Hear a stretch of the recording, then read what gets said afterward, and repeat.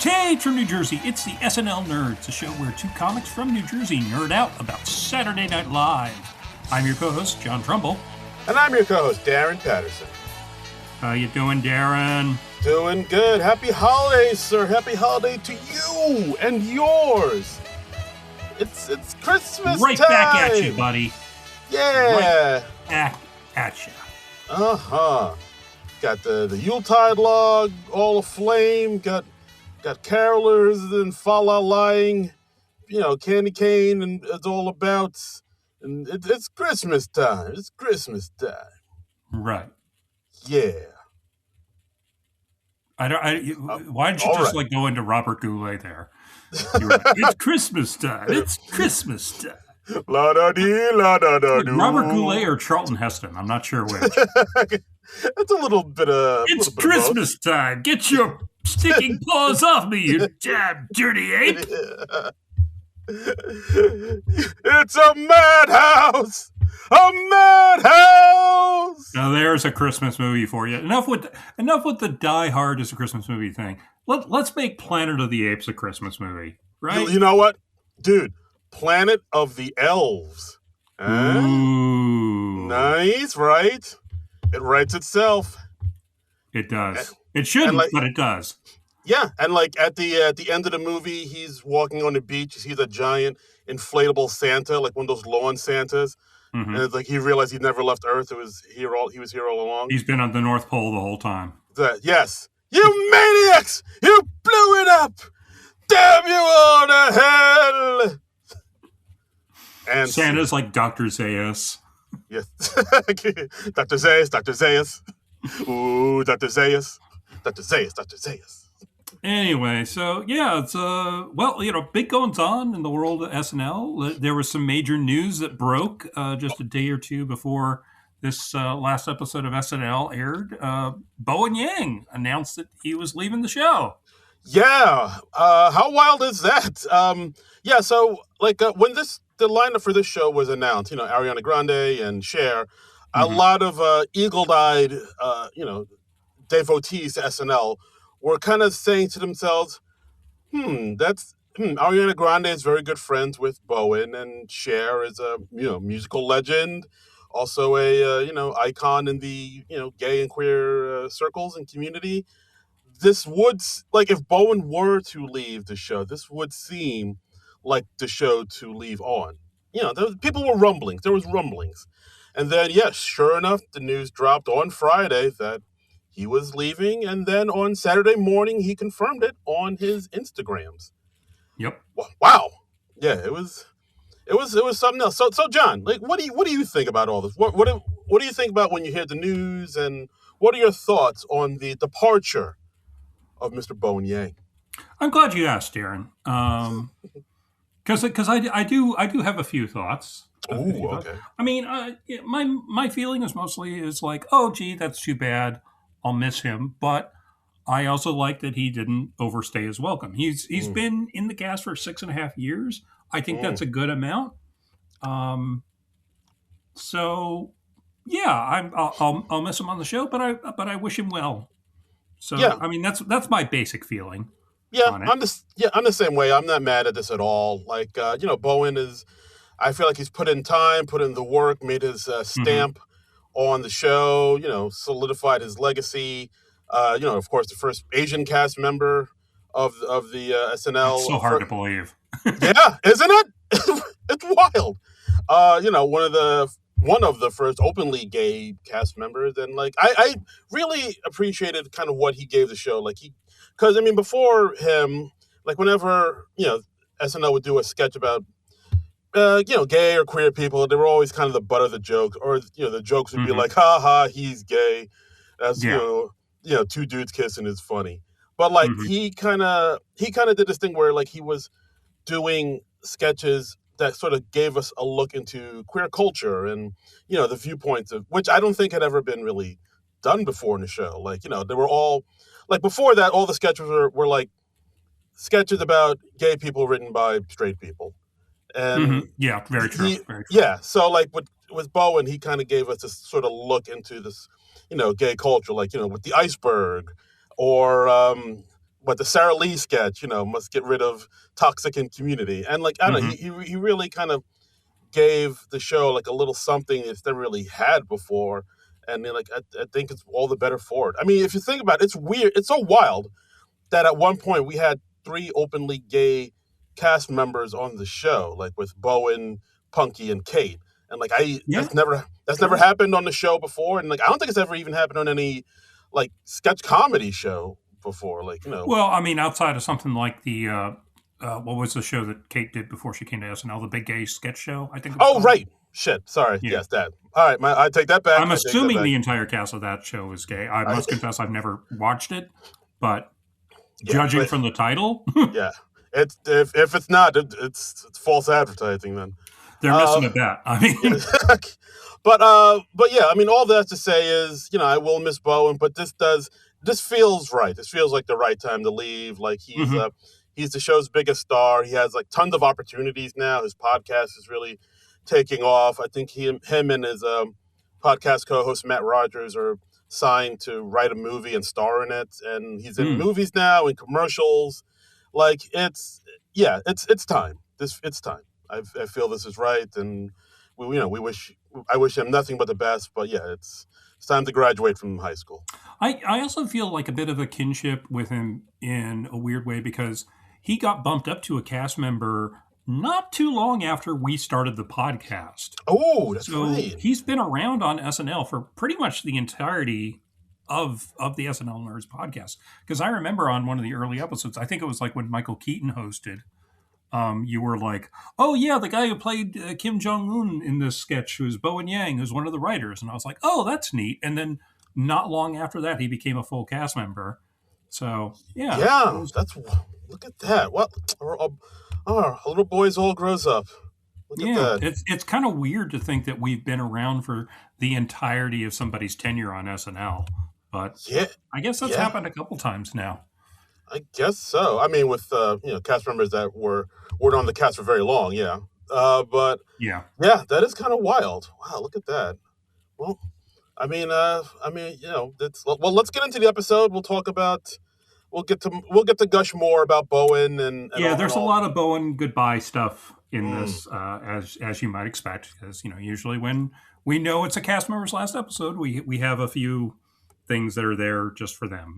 They get to say goodbye to some of their favorite characters over their last week or two. So that's probably why we saw Doctor Please again last week. So that's right. They're running, doing the laps of their favorites, all the hits, the golden yep, oldies, yep. and So, yep, as we mentioned earlier, this week it's Ariana Grande as a host, Cher as a musical guest. This is season 51, episode 9, air date 12/20 from 2025. So, if you're mm, listening to this in the future, greetings. yes. Is there a future? Has everything Is burned there a down? future? Is it a post apocalyptic wasteland, much like the Planet of the Apes / Planet of the Elves movies? Yes. Let us know. Yes. Did our movie pitch we just came up with minutes ago? Did that come to fruition? It's like these guys are prophets. How did they know elves were going to take over the earth? Oh my god. Anyway, so let's get into it. So we open up with the Trump Christmas address cold open. This is Uh, just pretty much a solo piece by James Lawson Johnson doing his Trump. Did I take many notes on this? Hell no. yeah, Um, yeah. Like I don't know. I kind of want to skip this. Just it's. I mean, at this point, you know how we feel about these. It's they're all cut and paste. It's him, rambling incoherently like our real yeah, president, dropping and articles.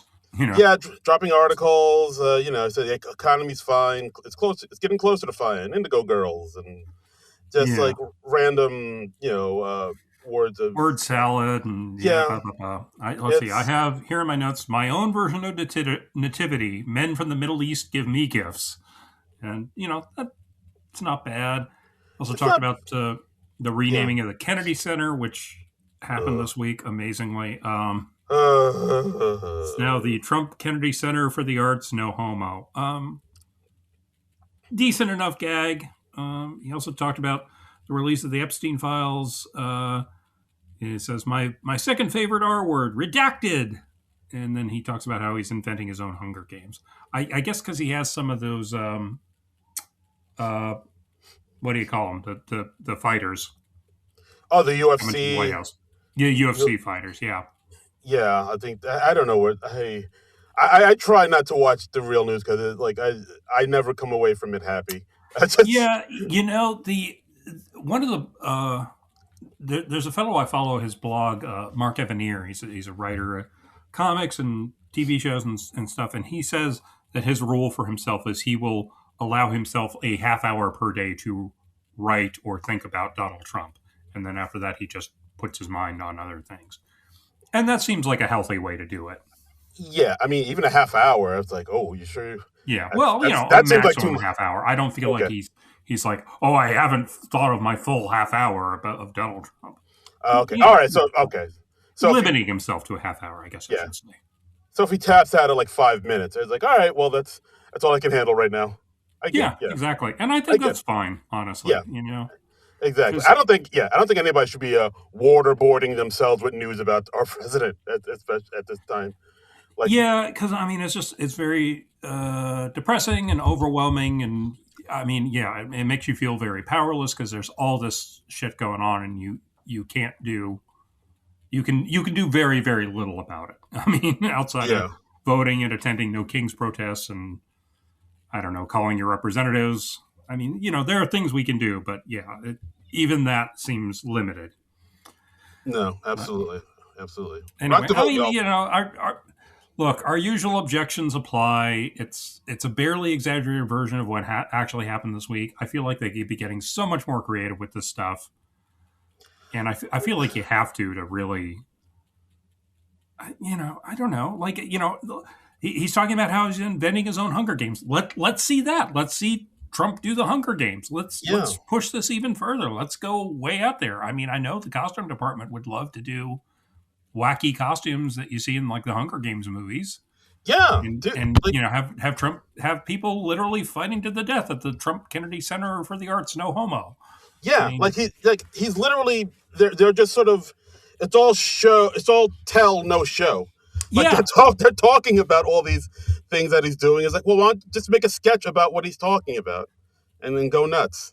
yeah, yeah, or just like think of the outrageous shit that Trump did this week, and think of more outrageous shit that he could do. So something that's even wackier and wilder. Yeah, I know that's tough sometimes, but that is your job as a Yeah. comedy writer. So so do your job, you grunts. What's the You matter know. with yous? I don't know. It just feels kind of lazy them just doing these Mad Libs versions of the news, and I don't find it very entertaining. I find it much more entertaining when they get creative with it and Yeah, I do think I wrote. something wild Yeah, and wacky. yeah, I think I wrote down. Well, at least it's only 5 minutes long. Yeah, I mean, that's about all you can say. Is There you go. I don't know. Just It's just a drag with the cold opens now. I just because I yeah, know they could be so much better than they are. they could be, but I don't know. We'll wish upon a star and hopefully see if that wish will come true. Yeah, it's one of our wishes for 2026. Yes.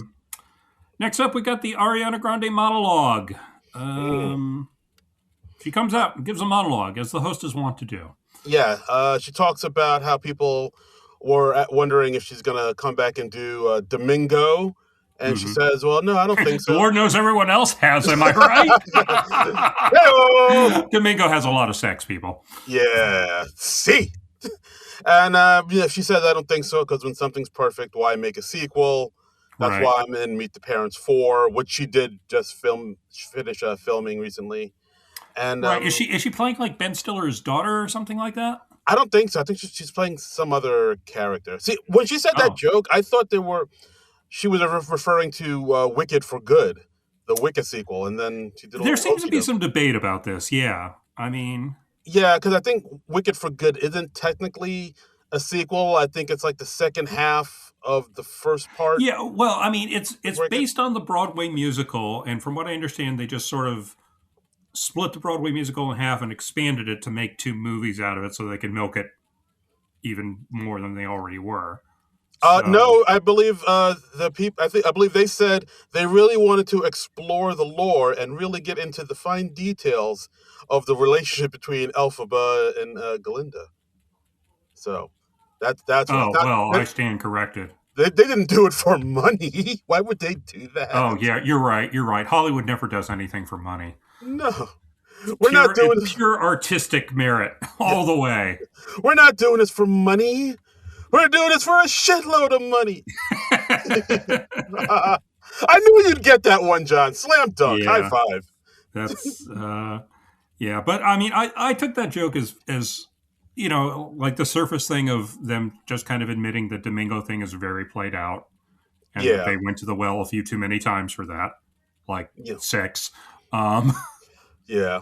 But then she goes on and sings a little song to the tune of Mariah Carey's All I Want for Christmas Is You.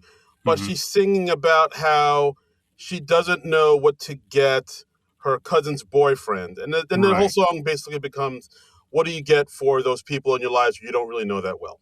Right. What do I get for Christmas for this dude? And then several cast members come out and join in the song with her. Something I'm curious about, like how some people, like during the holiday season, there's Whamageddon, and there's also a similar thing with the trying to avoid the Mariah Carey song. Yeah. Does this count? Because it is the same tune, but it's like Mm, rewritten lyrics. It's like a parody version. So does that count? ooh, good point. If you heard this on Saturday night, are you out for the Mariah Carey thing? It's it's not the song, it's just the tune to the song. Hmm. So I based on that Right. technicality, So, like, if you heard a Muzak version without lyrics, that would yeah, count, it would. right? I don't think so. Is I don't know. You'd have to. I mean, we'd have to go over the rules. I would say like it has to be the song with by the singer. Okay. Anything else that's like like if it's like a Weird Al parody of it, I don't think that would count. So I don't Okay. think this All counts. right. I'm just curious. I don't But have a horse in this race, really. I okay, personally, I find it very easy to avoid the entire oeuvre of Wham and Mariah Carey. I And I mean, don't go out a whole lot, so I'm not randomly hearing it out in public. So, yeah. okay, all right, yeah. Just to make sure you don't play it in your house and you're golden, baby. Yep. Yep. That's pretty much it. Yeah, so that's how you do it, people. You don't leave your house. Yeah. Be a hermit. Yeah. Yeah, it's yes, it's the way to live. It really is. Hmm. But yeah, They're like people out there. ugh, Yeah. yuck. No Right? thank, no, thank you. No. But yeah, so Anyway, all the Merry Christmas, people. happy holidays. Stay away from me. Uh, That's basically my holiday sentiment. Merry Christmas. Stay away from me. stay away from me. 10 feet, please. Uh, Happy holidays. Get the F away from me. get the hell away from me. Oh boy. Yeah. So the cast members come out, give Ariana suggestions, like box of Roy oysters, some Kirkland shampoo, and Socks. socks, of course. I mean, socks are great. Like if you get a Socks are nice, classic. I could use some socks right now. Yeah. nice warm pair of socks in winter, woo, baby, Mhm. Yep. now you're cooking. But yeah, and then this song ends with Marcelo telling Ariana that her cousin broke up with Steve, so she didn't have to get him anything. Merry Christmas. Yay! Yeah, I thought this was cute. It's a cute enough monologue. Yeah, it was okay. Yeah, it was nice when Bowen came out and all the audience went straight up nuts. Just like, Bowen. Yeah, yeah. Yes, So just well, he, I he mean, was getting a lot of love during the show tonight. he was. We'll get into it, folks. We'll get into it. But yeah, so first sketch of the night, the Elf on a Shelf support group. Yeah, we got Andrew Dismukes as Waffles Silly Muffin. Of course, We he got a has whole lot of elf names like that, and he's holding a support group for the problems that various elves on a shelf elves face. on shelves. Yeah, I'm not sure how you pluralize that. Anyway, so didn't they do a sketch kind of like this before with like problems of elves on the shelf? Something from Uh, like the viewpoint of the elf on the shelf. They were doing some blue screen effect. yeah, the Jason Momoa episode. They did do an Elf on the That's Shelf, but right. Yes. yeah, but I think this is it's another Elf on the Shelf sketch, but it's not like Yeah, it's that not Elf really on a the, continuation. I just had a vague memory of another Elf on a Shelf sketch. yeah, So yeah, the Jason Momoa episode they did at one. that's it. Okay, all right, Uh, and it's been a few years anyway. So uh, we got problems like Jeremy Colhane's elf. He fell underneath the couch, and he's got like sort of random bits stuck to him, and nobody in the family has found him yet. he's going crazy. He's talking to AAA batteries, man. Yeah. Ariana, we find out she's been ripped in half by the cat. Hmm. And so we see her torso on the couch, and then next to her is her legs, or really rather somebody else's legs, are wiggling their legs around. Yeah, and Santa says that the elves can't move because they have to report to Santa everything they see. So she has to just sit there and let it happen. And she just wish elves could die. Why can't we die? Yeah. And then she It's, begins crying, and she cries in was it jelly beans or yeah, she cries jelly beans. And also, all the elves in the sketch, they did something to all their oh voice. yeah, They all yeah. sound like the chipmunks. They all have high pitched voices. Yeah, they aren't just putting on the voices. They are doing some sort of electronic thing where Yeah, everybody talks like this, and it got old pretty fast. it was very Alvin and the Chipmunks. Yeah, I don't know if we needed that. I mean, like I when they did the classic Santa's Workshop sketch that was the Glenn Ross parody, everybody was just doing the voices of the elves. yeah, like I don't. I mean, I don't want to say the voice modulation thing took away from the sketch, but definitely didn't add I to it. will. I'll say that. I'll confirm that. Okay, The voice modulation took away from the sketch. okay, all right. Well, there's that. You don't have to say it because I'm saying it right now. Putting Oh, SNL on notice. I just, I toss them up, you slam them down. That's right. I did like Dismuke's line where when Ariana is crying, she says, "Look, this isn't Santa's workshop. You're allowed to cry here." Yeah. That was good. Mikey Day, his elf, he's an elf on a shelf in a frat house at Arizona State University. And he says, the frat brothers basically just put him in suggestive poses, and they Mm. show several photos of him. There's one that looks like he's snorting cocaine. There's one that looks like he's having intercourse, but because he's an innocent elf, he doesn't really know what that is. Yeah, and one of the elves does knows, and he thinks he likes it. And also, they added this other thing where Waffle Silly Muffin says that yes, elves can die. Like if they think a naughty thought, they explode into confetti. We're just adding elf on the shelf mythology right and left here. Yeah. Yeah, like I don't know if that. I feel like that was like a hat on a hat. I don't know if they needed to add that in there. Well, I mean, we have the camera, pan away from Cam Patterson, no relation, and yeah, he's thinking naughty thoughts, and he explodes into confetti, and everybody else is covered in confetti. Ha ha ha ha ha. Yeah, and then Um, Waffle says it's for the best. He was in pain. yeah, and then Keenan had maybe the worst fate of all. He was eaten by the family dog, and then he was like passed through. So Haha. okay, all right, Right. Came out the beehole. yeah, and then Keenan explodes into confetti. Because he's smoking a candy cane, and he calls Santa a butt, Yeah, and then he explodes into confetti. so that's also naughty thoughts. Um, I like parts of the sketch.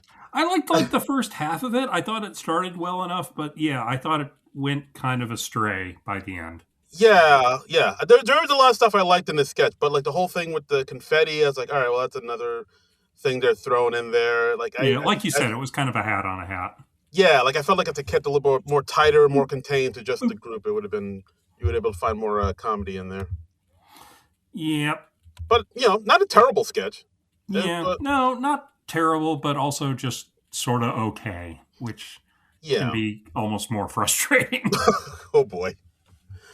All right. Well, let's go to our first pre-tape of the night. Let's go back in the Wayback Machine. Let's go to Home Alone, John. Home Alone. We got the ending of Home Alone.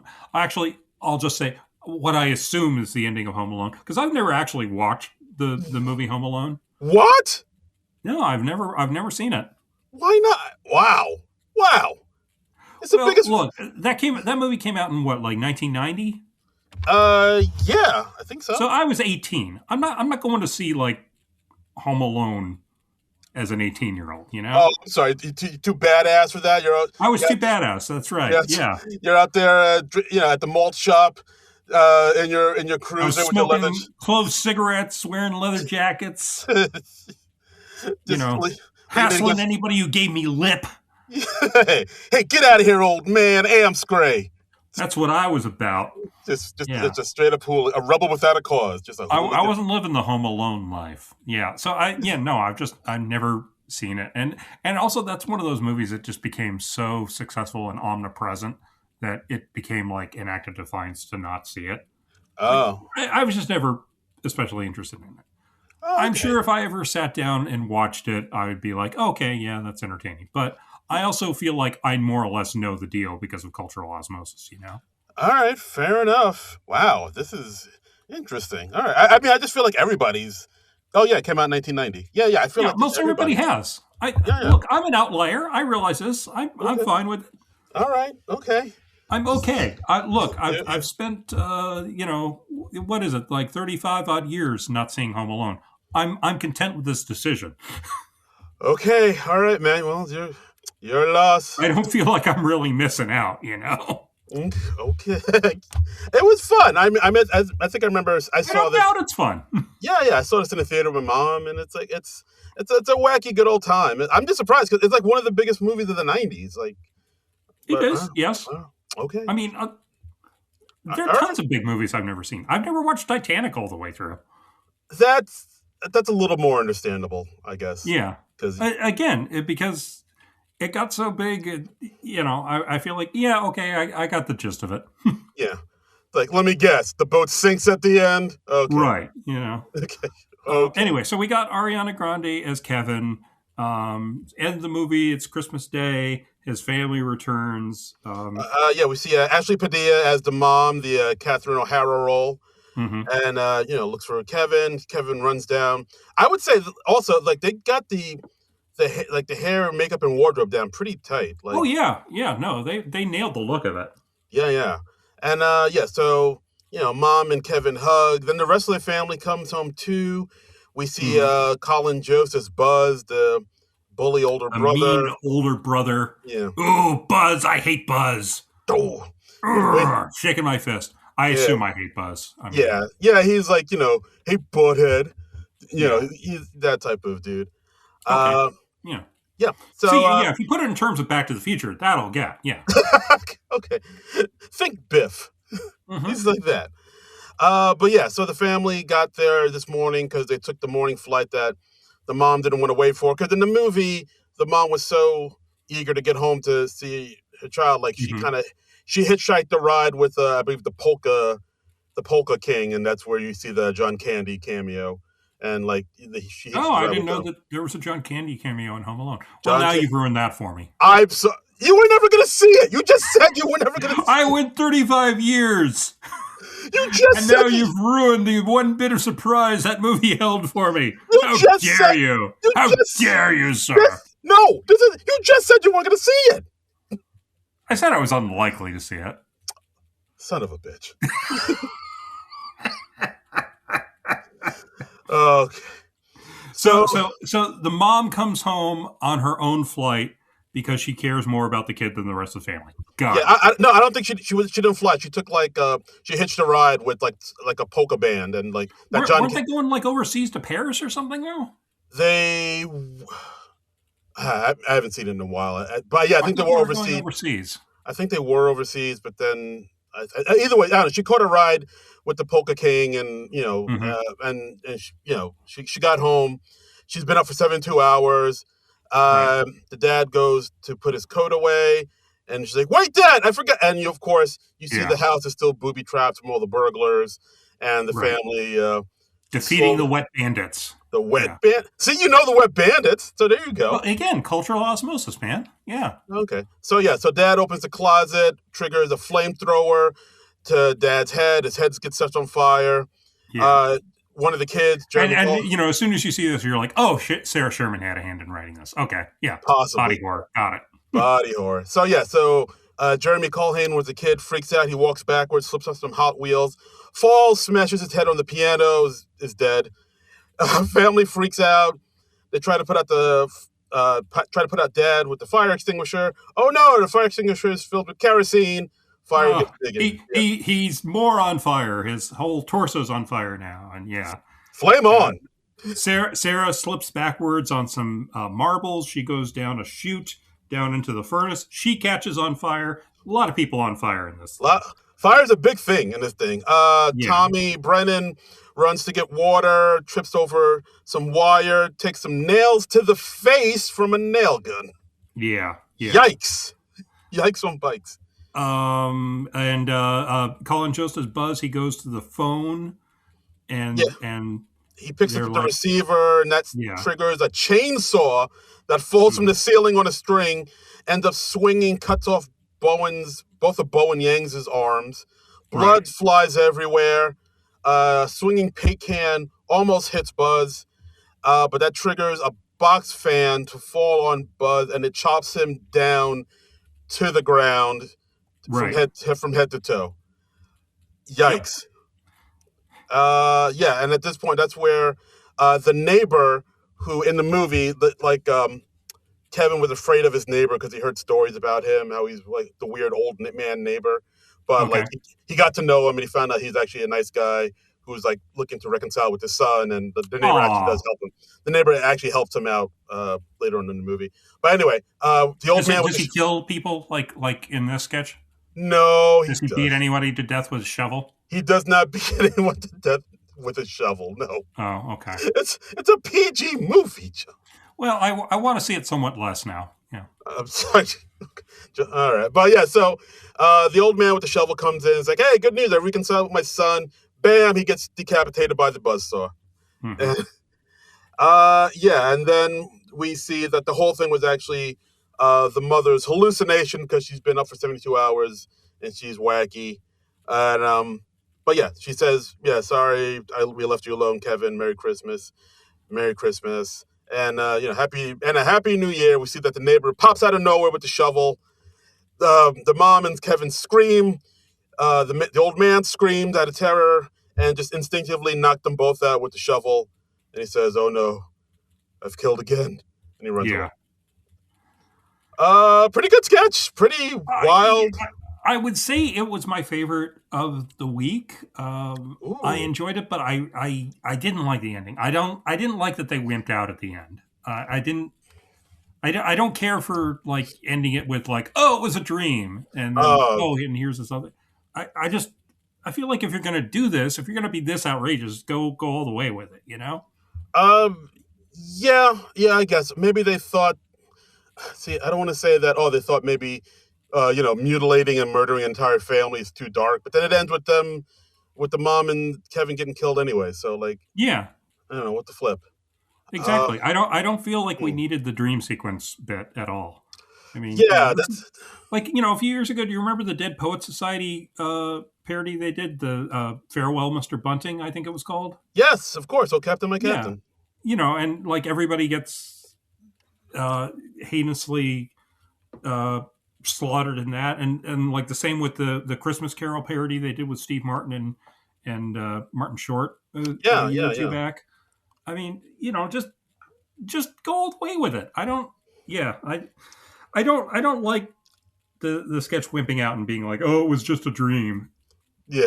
Used Uh, to read Word Up magazine, yeah, Salt I and don't know. Pepper. Yeah. I But didn't yeah, care for that. yeah, that is. Now you mentioned it. Yeah, that is interesting. Why they just chose to kind of zig in that direction. Yeah, so that takes it down from like an A to like maybe a B sketch Okay. for me. Yeah, fair enough. Fair enough. But Still pretty wild. mhm. Nice little nostalgia for those that have seen Home Alone. Hmm. I mean, I got it. you know, You weren't you lost. know, I'm like David Spade in the 50th anniversary special. I got the gist of it. I'll get it on the day. Yeah, All right, fair enough. So let's move on to Dancing 101. Dancing 101. We got a dance class. We got Chloe in there. We got some other J, people in there. Who else do we have in there? we got Chloe, we got JAJ, we got Culhane, Yeah, we got Bowen. we got Bowen in there. Yeah.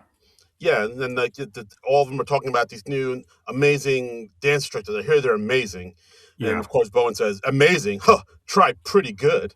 He's like, "That's yeah. worst." And And then Marcelo and Ariana come in as the instructors, and like as soon as they entered, I was like, "Oh, I can already tell I'm going to hate this." This is were you right? yes, yeah. I was Uh, just like, "Oh, this is not for me. This is yeah, this is uh, just yeah. so not my sort of sketch." Part of me was thinking, oh, they're just gonna do that acting coach thing that Marcelo has done Uh huh. before, Uh huh. and Uh huh. they Uh huh. did do that. They switched it up a little bit at the end because A little infinitesimal bit, yes. they included because the dancers, the students had a little bit more of a role in it, and so it wasn't all on Marcelo to Yeah. carry. So I thought, all right, that made it a little bit better. I thought, Yeah, and they were talking about how the secret to dancing is doing fast, fast, fast, slow. yeah. You do three really fast moves and then you do slow it down. And honestly, I spent half the sketch trying to figure out what was going on with Chloe Feynman's sweater. Oh, interesting. That was did you do you remember this?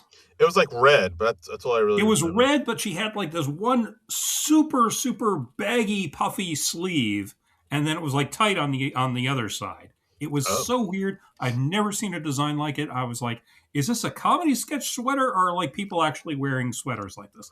I have no idea. oh wow! Look at you looking at Mr. Fashion, looking at people's I don't know. It was outfit. just so unusual. Take Okay, another look at the sketch. Look at Chloe's sweater. It's bizarre. I guess I'll have to. I was Yeah. paying attention to the comedy, and Oh well, rookie mistake. you gotta look at these broads and You how got they to punch dress. out early, like I did, buddy. Oh God, I did like how Marcelo and Ariana were switching off the soul patch back and forth yeah, that between was the two funny. of them. That was Yeah, cute, and I kind of wondered if that was something that he was improving for the live show. I don't know. She seemed a little surprised by it, but yeah. I'm trying to figure because like there were a number of times where Ariana like broke and was just getting yeah, very giggly, and I was trying to figure out what's she laughing at? What's happening here? yeah. When you ask what's she laughing at in the middle of a comedy sketch, that's not a good sign, Because right? it can't be the sketch. It can't be the sketch. We know this isn't funny. Yeah, but actually, no. There was one part I did kind of laugh at where they Uh were huh. talking about how you can tell how someone dances. You can tell how someone has sex by watching them dance, Right. and then Jeremy Colhane that he tries it out, and it's like he starts to dance a little bit, and then he just vigorously humps the air, saying, "Oh, thank you. No one ever lets me do this." Yeah. And Yeah. then he embarrassingly just like, "All right, well, I have to go." Yeah. That was all right. Yeah. That was Just all right. That maybe made the corner of my mouth twitch upwards a tad. there you Yeah. go.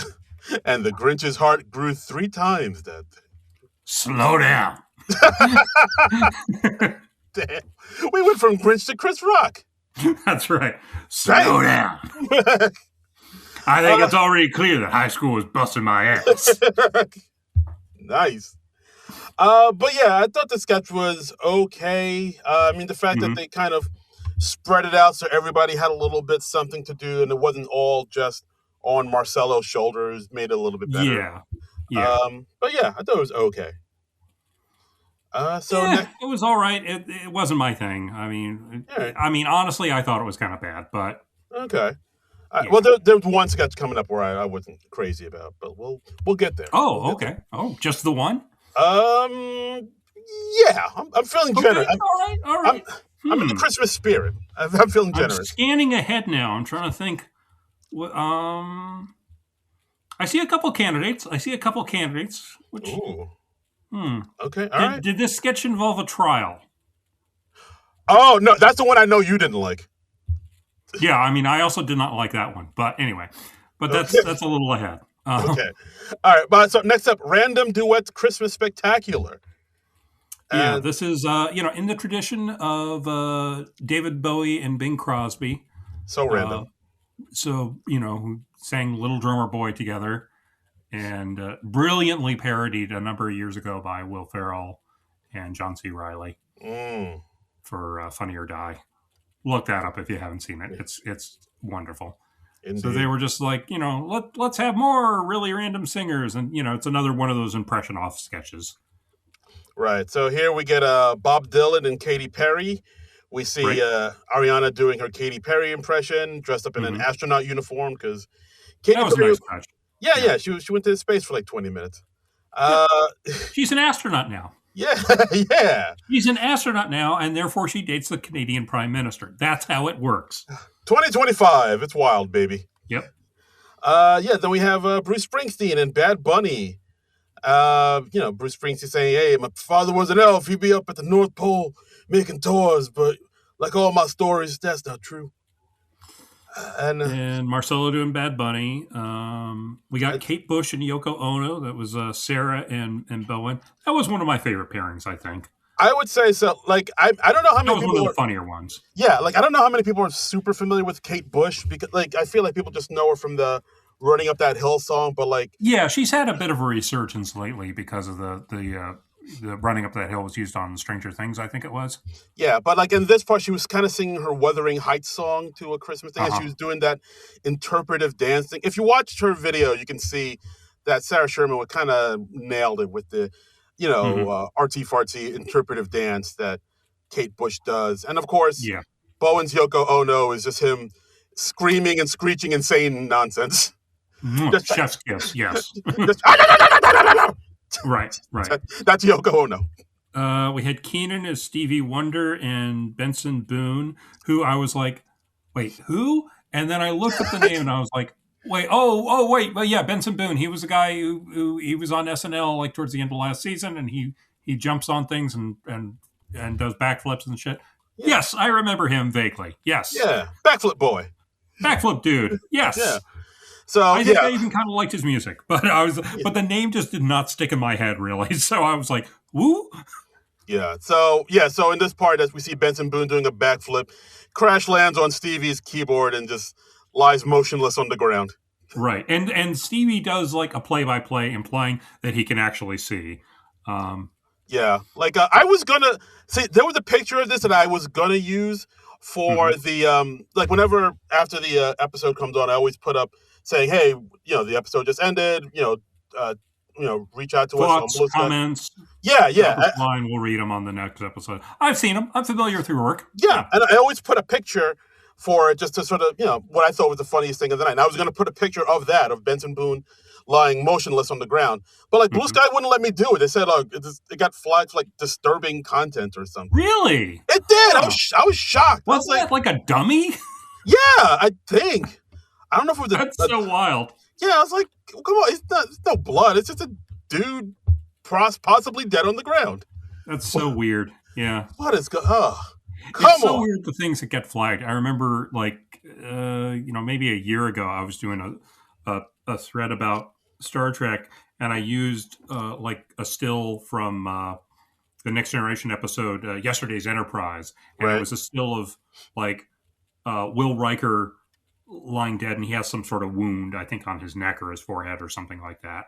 Okay. And that got flagged. And I was like, Ugh. really? This image from like syndicated TV in 1990 with, like Jonathan Frakes with fake blood on him, that gets flagged? Really? Strange, Okay. strange. All right. Yeah, exactly. I mean, like, I got that picture from somebody else's Blue Sky account. So how come he can put it up but I can't? What the flip? I don't know. Ugh. It's Duh. I just it's want to so see weird. Benson Boone lying motionless on the ground. Is I mean, that we all do. We all do. is that so wrong? Anyway, we also have Bjork and Post Malone. Yes, Um, the tree is crying silver tears. yeah. Lil Jon and Jane Wickline playing herself. Yes, and Uh, this one actually surprised me. They have Cameron Winter from the band Geese and Benson Boone, which I thought they might know. I mean, I know who Geese is, but like I was surprised that they include them because they're kind of a band.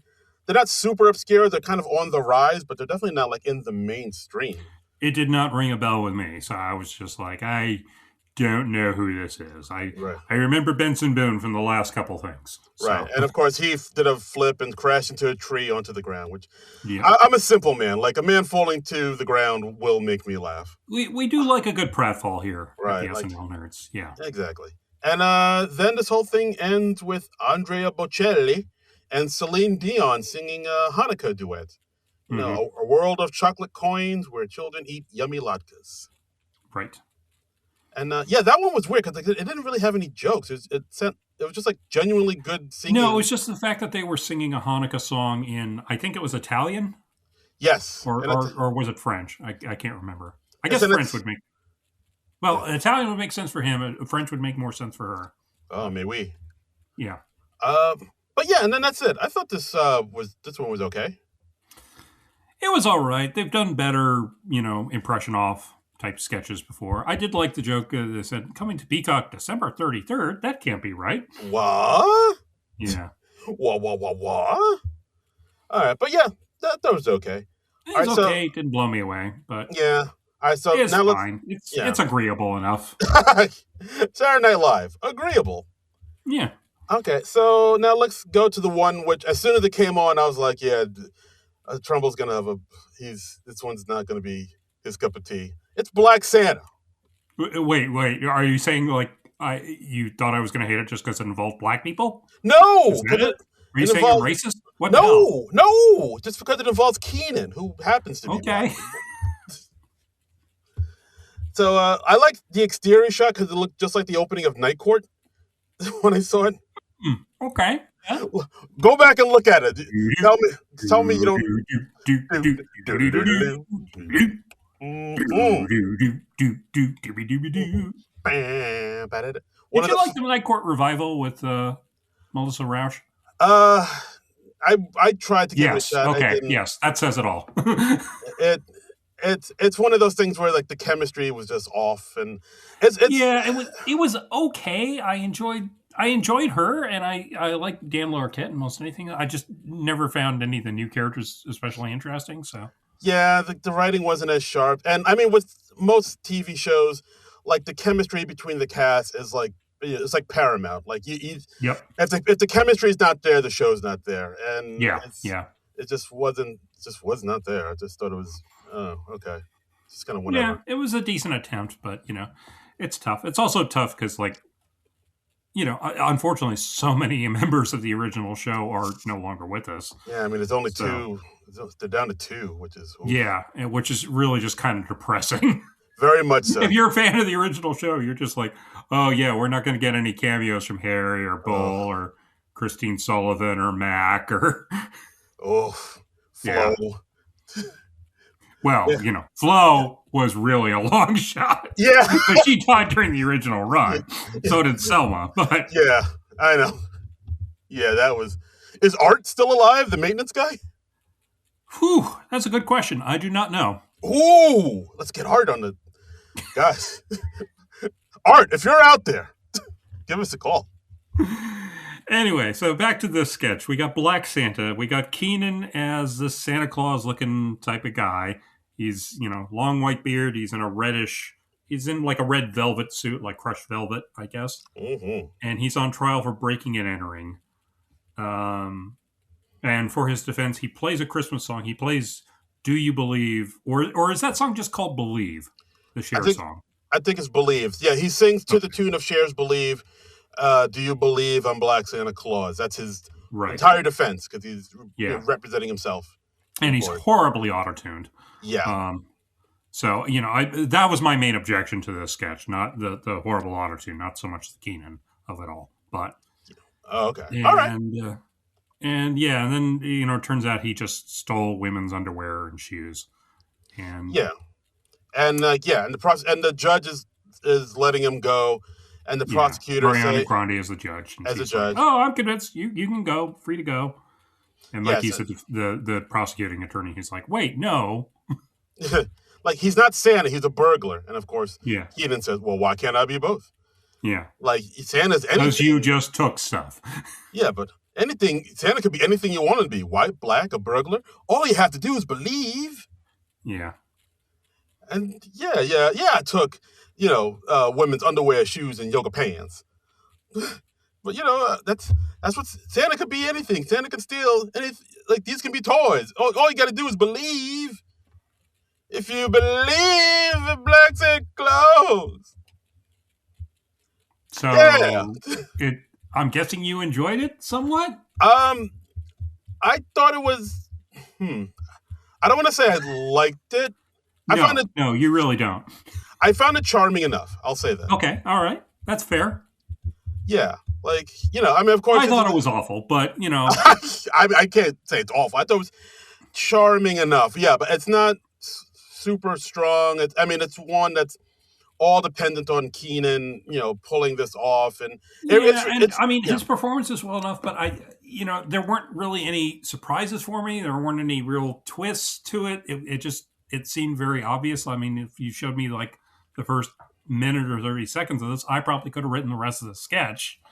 yeah, that might be You it too. know, Like there I aren't any. probably wouldn't have put in the Cher song, but that's me. But Yeah, yeah, that's the thing too. There weren't too many. It was kind of straightforward. There weren't too many twists and turns. It was all Keenan acting wacky. It really is yeah, a sketch to like your enjoyment of the sketch will depend on how much you just enjoy Keenan do anything.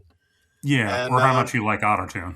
yeah, exactly. Yeah, auto tune and Keenan, and of course at the end, it ends with everybody dancing to "Do You Believe." Yeah, Lights and on everybody fire. like dances out into the audience. Yeah, Yeah, which I don't know. Part of me feels like that's always kind of a cop out, where it's like, oh, we don't know how to end a sketch. Everybody dance, and it just turns into yeah, a rockin' New Year's Eve dance party.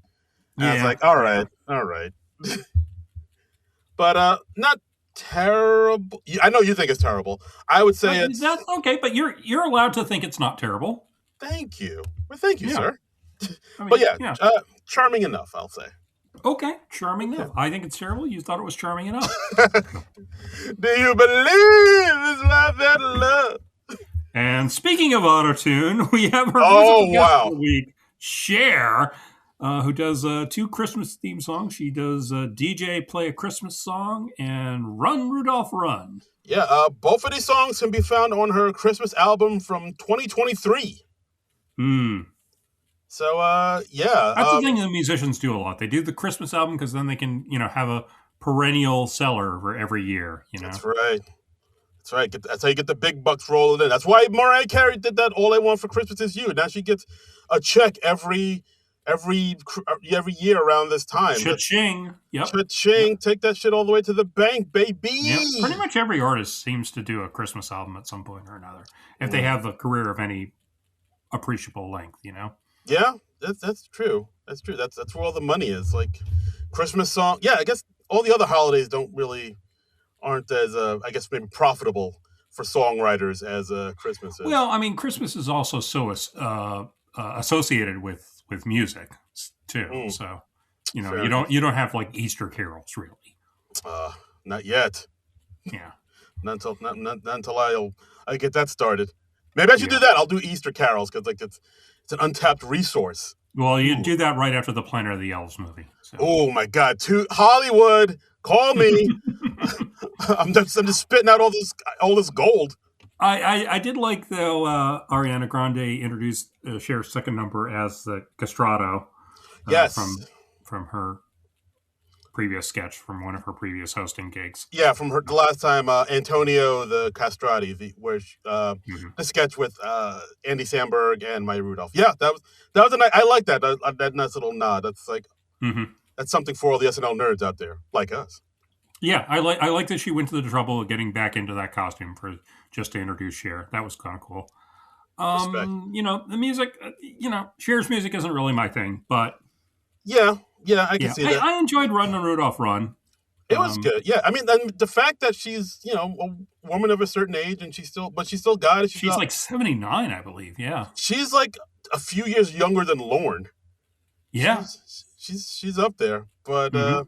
yeah, like she's still out there, still rocking. I know there's a bit of controversy because people say the first song, the DJ Play a Christmas Song, was like she was like lip syncing, or they're accusing her of lip syncing, and Yeah, I yeah. could I get I can sort of see it. It's like it I just mean, seemed I like thought that first number was just again horribly auto-tuned. So I yeah. mean, I just do not care for auto-tune at all. So Wow, you don't like it. You yeah. don't like Peter Frampton at all, or anything like that.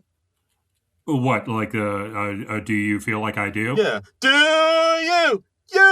Yeah, that guy. That's auto tune, right? Or is that something else? I thought that was more just like him sort of making his guitar squawk because didn't that predate auto tuning? I don't. What is auto tune? I feel like that. I thought that was auto tune, like that Peter Frampton Come to Live when he talks into like a tube and shit. Isn't that?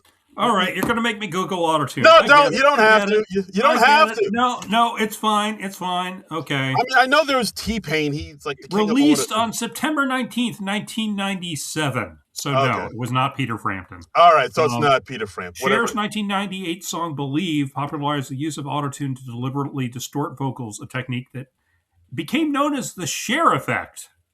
Mm. So it's since been used by many artists in different genres, including Daft Punk, Radiohead, T-Pain, and Kanye West. Oh wow, she has a whole effect named after her. All right. She does. Damn. Cher's out here So affecting yeah. people. So autotune didn't really become a thing until the 90s. Okay. And, All right. I stand corrected. I stand so that corrected. is not, yeah, no, that's just, I don't know. It's like the guitar and the wah-wah pedal. I don't know. Okay. All right. Don't make me look up how Peter Frampton did that. No. Peter Frampton, if you're listening, call us. Let us know. What did that thing Let us do? know. Is Peter Frampton still alive? I don't even know. I think so, right? Is he? Okay. Let's see if he's dead. Don't you get his newsletter? He was born in 1950. He is 75. He is still kicking, my friend. Yeah, 75 years young. Yeah. Frampton comes alive, by the way, 1976. Ooh. So, yeah.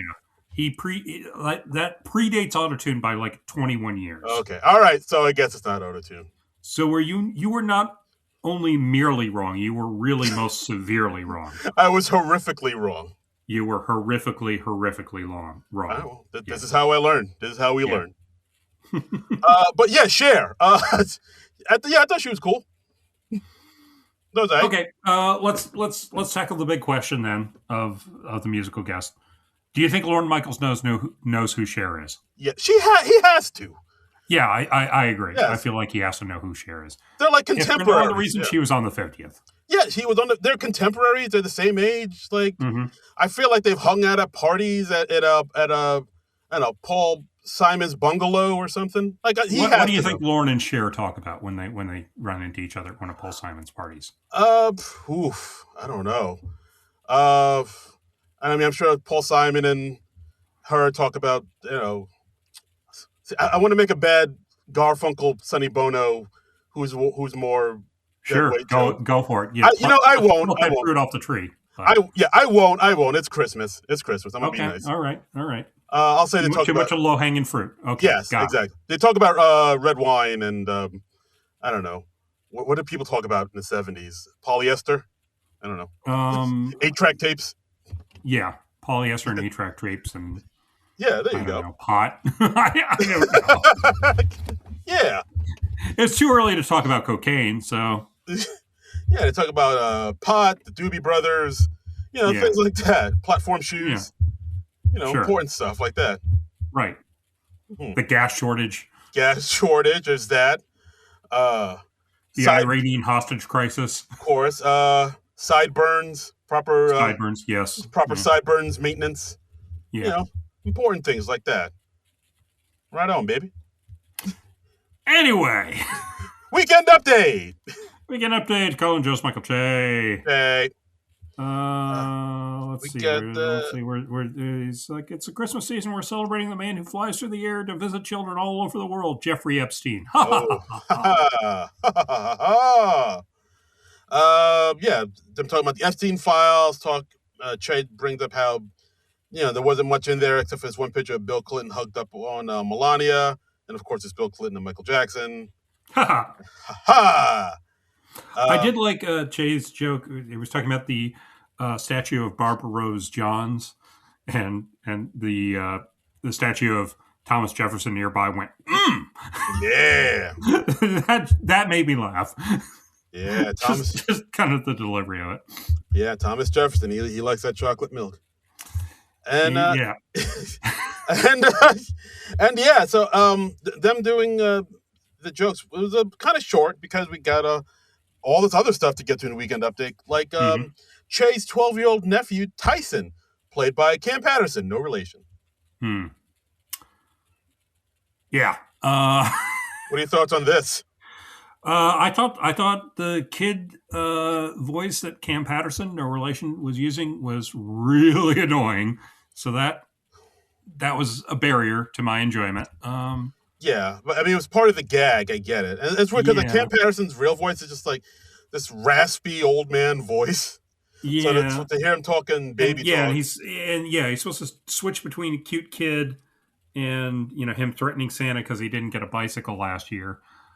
I just didn't think the fake kid voice was working at all. yeah, I've been It, a it, very it was good more it boy. was more annoying than cute, so that bugged me. So I see what you're saying. Yeah, because he's like, "Oh, I've been a very good boy, Santa. yeah, I didn't get a bike last year like I wanted to, so this year I'm gonna get what's mine. I'm gonna break in your house and beat your ass, motherfucker."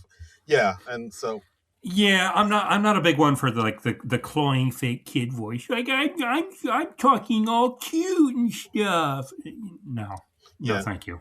Yeah, I mean, I did like how that's Che, why I didn't see Home Alone. because he doesn't talk. Mike Macaulay Culkin doesn't talk like He Cam, looked like he might. like Cam Patterson. No relation here. Does no. He talks like Yeah. like a regular guy. Like, hey, yo, how you doing? Okay. All right. And but I did like Michael Che's interactions with Cam Patterson. No relation. Saying like, Hmm. hey, whoa, show some respect there. I work here, kind of. Yeah, Like, I like that line. That was a good line. yeah. And of course, then uh, Tyson keeps threatening Santa, saying, "Yeah, I'm coming after Mrs. Claus next. She's in my DMs. I'm gonna run a Polar Express on that hoe." I'd forgotten that. Oh, I don't know. Yeah, I mean, this segment it didn't really change my mind on Cam Patterson. No relation at all. but I'm John, I'm still not terribly impressed with the guy. So he's gonna run up to Mrs. Claus buck naked, except for a puffer jacket and UGG boots for traction. okay, all right. Thanks for that mental image. There you go. But yeah, yeah, I know Cam's not getting a lot of screen time. So Yeah, the little we do get was like, all right, he's okay, but yeah, I still don't know. he I'm still, hasn't really done anything that's impressed me yet. yeah, So not yet. Like I really want to see why they had him on. I'm still waiting for that moment where I'm like, oh, that's why they hired him. yeah, you're always waiting for that moment with a new cast member where you're like, oh, okay, I see what they were seeing in them. And sometimes you see it right away. Sometimes you see it like just a few weeks into their first season, and sometimes you're just like, nope, I don't get it. I don't get it. I'm out. Yep. Yep. And and sometimes you just lose your patience with a new cast member. And I might be approaching that point with Cam Patterson in relation. Cam Patterson is approaching the wick line. We'll call it.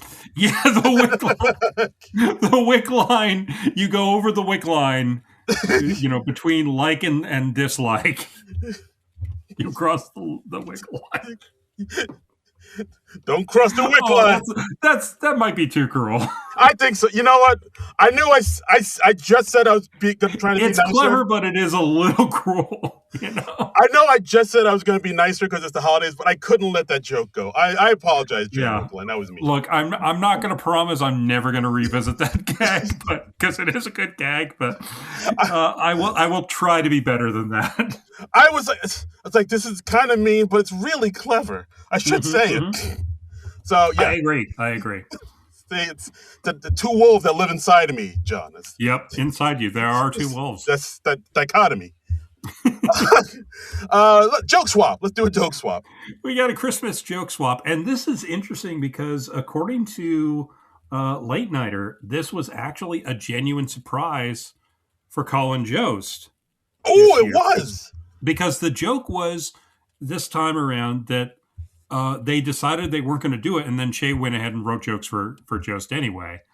And I rewatched it with that in mind. And Colin, when Jost announced, or excuse me, when Che announces it, Colin actually goes, "Oh," and I think he is genuinely surprised. I was wondering if that was genuine or not, because after he says what he says, Uh-huh. Che was like, "You're right there, buddy." Like I was like, I think that was real. He And seems just uncomfortable enough that I think it was real. Yeah. wow. And it's kind of a short segment, so I can kind of believe that they snuck it in. It's only like I think about 2.5 minutes, something like that. Yeah, Um, it was short. No, it was no Che. It was oops all Jost.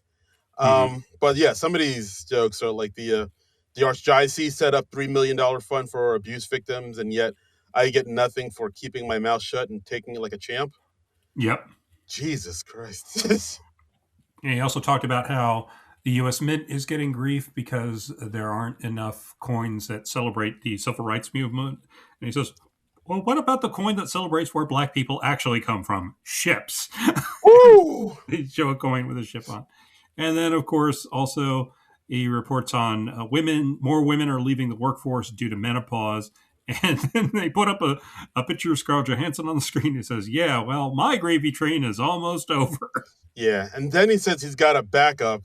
Show a Yeah, picture of Jenna Ortega as Wednesday Adams, right, saying they don't call Wednesday hump day for nothing.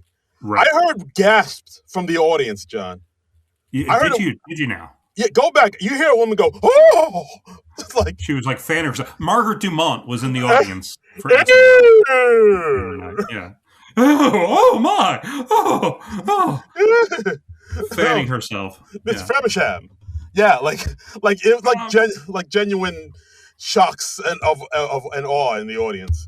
So, what did you think of the one-sided joke swap here? I mean, I genuinely like it better when there's a back and forth. Yeah, I agreed. feel like it's stronger. I mean, some of these jokes are pretty. I mean, especially the last one was like, Yeah, my yeah. God. But it just being one-sided, it felt a little.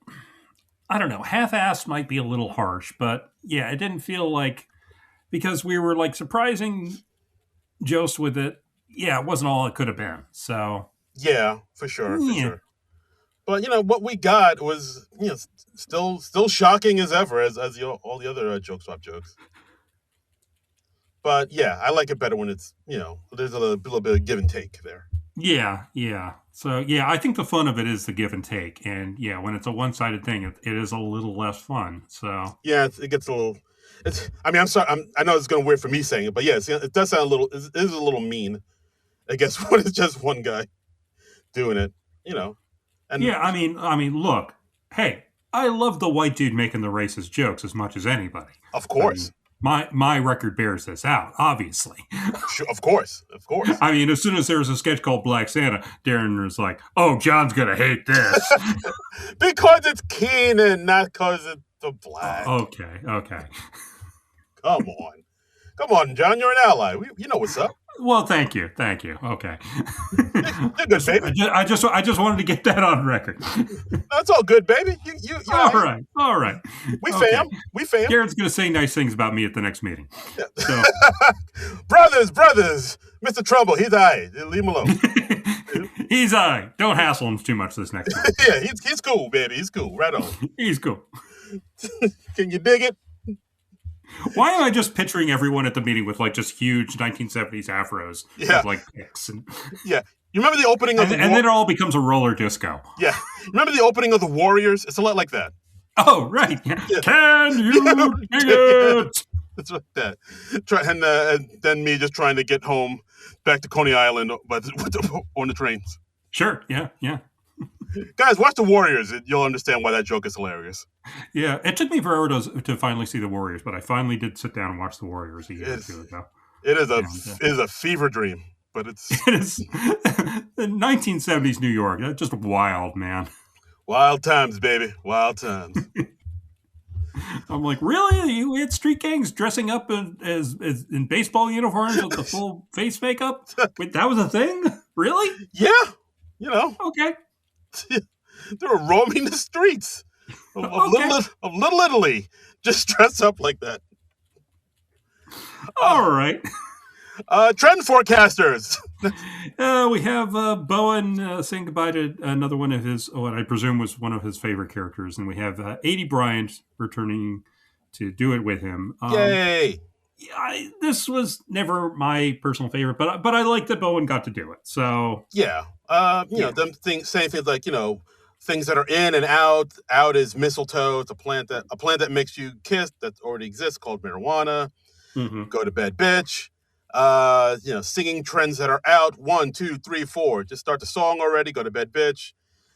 Chinese trends that are out. Orange chicken, and then they say go to bed, bitch in Mandarin. And at one point, Bowen does say, before he says the next line, he says clear paths, which was a nod to another character he used to do, that midwife character.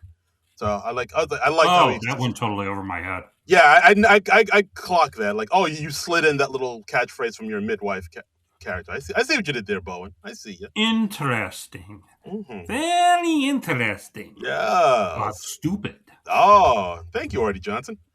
Thank you. Uh, Hey, you caught the laughing reference. hell yeah, Nice. I love laughing. That shit was fire. Yeah. Girls in bikinis and people getting hit with purses. Fantastic. Suck it to me. Da, da, da, da, da, da, da, da, da, da. Ban the bomb. Uh, SNL. Let's talk about SNL. Yeah. So I mean, yeah, the trend forecasters. I was like, okay, well, it's fun. Yeah. It's all right. It's no Jebediah Atkinson in my opinion, but No. What is? Yeah, I thought this was what is? cute. It's fun to see that 80 came back. I thought that was Mm-hmm. cute. Yeah, I thought this was a cute little segment. Overall, the weekend update I thought was I thought it was pretty good. I think it was better than All last week. right. And so we'll move on to Love Is Blind, the reunion. Is this the one you hate? This is the one I wasn't crazy about. All right. Okay, let's get into it. We got so yeah, Love is Blind. It's like this dating show where you don't see what the other person looks like and you just connect with personality. I Yeah, don't know. Sounds dumb to me. yeah.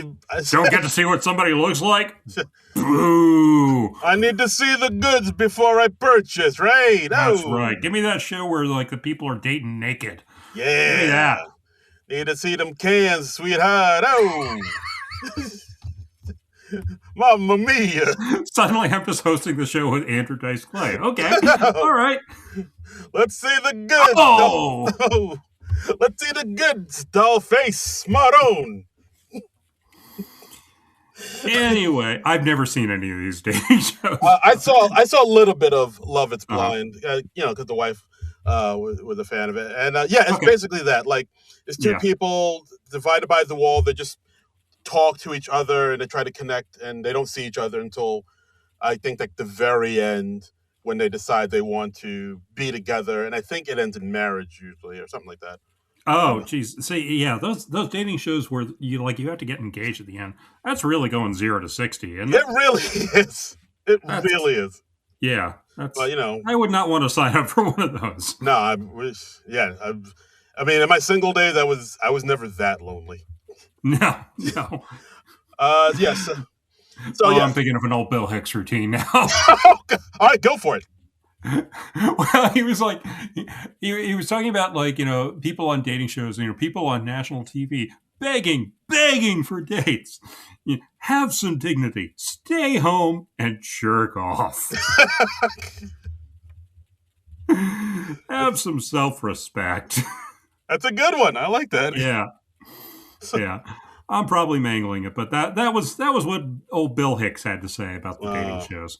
R.I.P. Bill Hicks. So we got we do a flashback to the reveal where Ariana Grande, nice looking Ariana Grande lady, she meets the guy that she was matched up with, who's the Grinch, Mikey. And we find out that the Grinch is actually like a slur from the residents of Whoville. His name is Neil. Yeah, because like at first, like once they meet, she's not into it and she runs away. Right. And like she actually nearly says "what the fuck" a couple times. Did she? Yeah, she's like going right. She's like, "What the?" Yeah, she's like cutting herself off. Oh, I gotta go back and watch that. Yeah, I gotta check that out. Yeah. She also finds out that he doesn't have a penis. He has a corkscrew that's in his butt that hurts the woman and me. Huh. So that's the flashback, and then we go to the present day, which is like 4 months later, and now they're together. So yeah, like she overreacted, and they apologized, and now they're together. Mm-hmm. And I literally never asked if he was the Grinch, but that's on me. So yeah, and and then the people around them for the reunion ask them questions, and then they find out that the Grinch is pregnant with their baby. Yeah, and they're expecting, and the Grinch is the one who's pregnant. Yeah, I don't know. I thought this one was just pretty weak. Like the premise isn't great, and I mean, there is some escalation, but it never really. We could have done more with this. Yeah, Yeah, I mean, especially since like there are two Comfort Time sketches that I kind of thought were better than this one. Like I would I have liked. agree. I liked both of the Cut for Time sketches better than most everything else we got in the show. So Yeah, like I kind of wish they would have taken this out and put in one of those in here, but yeah, yep. I didn't write too much about this one. This I thought it was pretty weak. Yeah, I agree. I agree. Okay, Not a great one. yeah, and I mean, the makeup's impressive. yeah, no, Mikey makes a good Grinch. yeah, I mean, Mikey was a Um, Grinch in last week's episode, and the characters on characters. oh yeah, he was, wasn't he? Yeah, this is the second We're time getting our money's worth out of that Grinch outfit, man. they really are. Maybe he takes it home with him. I don't know. He seems to really embody the Grinch. Sure. So now we come to the final sketch of the evening, the final sketch of 2025, and the The final final sketch. sketch of Bowen Yang's SNL career, Yes, ladies and gentlemen, Delta Lounge. Delta Lounge. Delta Lounge. So we cut to Bowen Yang, who plays Ed, this older man who works at the Delta Sky Lounge at the JFK Mhm. Airport, giving out free eggnog, works behind the Yeah. counter, and Wickline And it gets very meta very quickly. He Yeah. says, the eggnog machine is breaking down, so they're closing my station, and this is my last shift. Aww. And he gets on the phone with his significant other, who's Ariana Grande. And she says, like, well, all the eggnog you made over the years, some of it was great, some of it was rotten, a lot of it got cut. Yeah. But eggnog So, is kind of like him. It's not for everybody, but the ones who like it are his kind of people. yeah. So this is all meta, all tugging at the heartstrings. Yeah. Yeah, and then the two of them sing "Please Come Home for Christmas." Like Mm-hmm. it's a very sweet moment, I would say, in this one. I also liked how there was this one point where Bowen talks to Wickline Dismuke saying, "Yeah, I'm gonna miss this place. All the way it smelled, all the celebrities that come through here. Why, just last week, Josh O'Connor was here." I Yeah. was like, "Oh, okay, nice little meta tag." Elbow in the ribs, elbow in the ribs. He's talking about SNL, you guys. Wait, he is. Oh, Yeah, yeah. And we have Keenan who wanders by, and they're like, "Oh, hey, what are you doing here?" He says, "Oh, well, my biological son finally found me, so the jig is up." And then there's this weird thing with the eggnog machine where it just like sprays on Keenan's sleeve, and they both just ignore it. Yeah, I think it was an accident, and they kind of giggle and Yeah, I looked at that and I was like, I don't know if that was supposed to be worse or if that was supposed to be better, but they just plow through and they don't even comment on it, which was kind of weird. yeah, and then Keenan says, "Well, I'm gonna miss you. Good luck. I'm really gonna miss you." Right. And then Bowen says, "I'll miss you too, Keenan Thompson." Yeah, so I liked that Keenan Thompson was revealed to have been playing himself. Who has a biological son that he hasn't seen Yeah. forever. Yeah. Yeah, so then they continue singing "Please Come Home for Christmas." And Mhm. then the wife shows up to the airport saying, "Hey, I Right. wouldn't miss your last shift for the world." And we see Bowen start to cry a little bit. And like for a minute, I was like, "Oh, is this the character that's supposed to cry, or Bowen like genuinely Mhm. getting teary eyed here?" Like then I was like, "Oh wait, no, I think he's genuinely. This is genuine. This is real." He's like tearing up, and Oh, everyone knows comedians don't have real emotions, Darren. we're dead inside. That's right. We're the Walking Dead. That's right. Um, We really are. Yeah, and so Bowen, he starts to cry, and Ariana says, "Well, I can't believe you're retiring," and Bowen says, "Well, I just want to go out on top." And then Ariana says, "Oh, honey, everyone knows you're a bottom." Ha ha ha. Little, that's kind of funny. It And is. yeah, and then Bowen really he bears all and says, like, "I feel so lucky I got to work here. I just want to enjoy it a little bit longer. I love everybody here. I love every single person that's worked here. They've done so much for me, especially my boss." And Hmm. in walks in his boss. It's Cher. Yeah. And And well, and Cher confesses, well, honestly, everyone thought you were a little bit too gay. aw. Um, It's like, so but you know what? You're perfect to me. yeah. and just hugs and tears and singing. It was a heartwarming, sweet way to end the episode. I think. Like Yeah, I it can. was. It was. Yeah. It tugged at the old heartstrings. I didn't think it was particularly funny outside of a couple stray Uh, moments, but but that's fine. You it's if you can't get self indulgent in your last ever SNL sketch, when can you? yeah. So I thought it was sweet. I thought it had some funny lines in there. Overall, I thought it was yeah. a good way to got me to thinking though. We got Bowen Yang, we got Ariana Grande, we got Cher. Is this the gayest SNL sketch ever? Do you think? Yas, bitch. I don't know. The I don't Sarah know. Lee sketch might be gayer. Oh yes, must get rid of toxic in community. Yeah. So I don't Mm. know. That could be an interesting little sub debate of like what is the gayest SNL sketch ever in like a positive way, not in a Yes. homophobic way. Well, there was that one pre-tape that had Kate Bowen and Punky about it was like the Gay Pride Month pre-tape. That's I pretty. don't know if I remember that one. It was on the Ariana, not Ariana, on a Anya Taylor Joy episode. Okay. It was a pre-tape about Pride Month, Okay. and so that was pretty gay. Pretty gay. Okay. So All right. I'm gonna go with that one. Final answer, Okay. Alex. So on a scale from 1 to fabulous, that was like fabulous. That was fabulous. That was like 2 snaps. 2 snaps, a twist, and a kiss. Yeah. Okay, Going and in living color. We're referencing all the other sketch shows this week. we're gonna work in, yes, we're gonna work in the Kids in the Hall and the State soon enough, and Yes. maybe even Benny Hill if you're good. And some Key and Peele. Ooh, Key and Peele, nice. And I watched yeah. a Key and Peele sketch just earlier today. Oh, which one? The one with the racist zombies. Oh yeah, that was a good one. Where like Key and Peele and like Kevin Sorbo's in the beginning of it for some reason. I totally forgotten that Kevin Oh, Sorbo is in it, and he's like, "All right, I'm gonna lead you guys out of this," and then he gets killed like a minute in, nice. and then Key and Peele are left, and they're like, "Okay, we got to go through this crowd of zombies," and then all the zombies are avoiding them, and one zombie like locks his car door, and they're like, "Ain't that a bitch?" Come on, man. It's so funny. I miss that show still. Oh boy, it was fantastic. It was a good time to be alive. Good times. Yeah, and and then the show ends with a title card, R.I.P. Rob Reiner. Yeah. The man, the myth, the legend. He hosted the 3rd episode of SNL, Mm-hmm. and just a little tip Gone of the too hat. soon. Gone too soon, very very much so. And then that's the episode. That's our final episode of 2025. We got the good nights. We're saying goodbye to Bowen. We see Sarah starting a standing ovation for him. Lots of big group hug for Bowen. It's nice. Yeah. He's obviously going to be missed.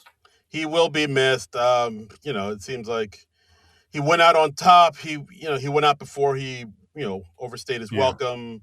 What are your favorite Bowen Yang moments? Like off the top of your head? Off the top of my head, I mean, the iceberg sketch. That's Classic. That's a sketch that broke him.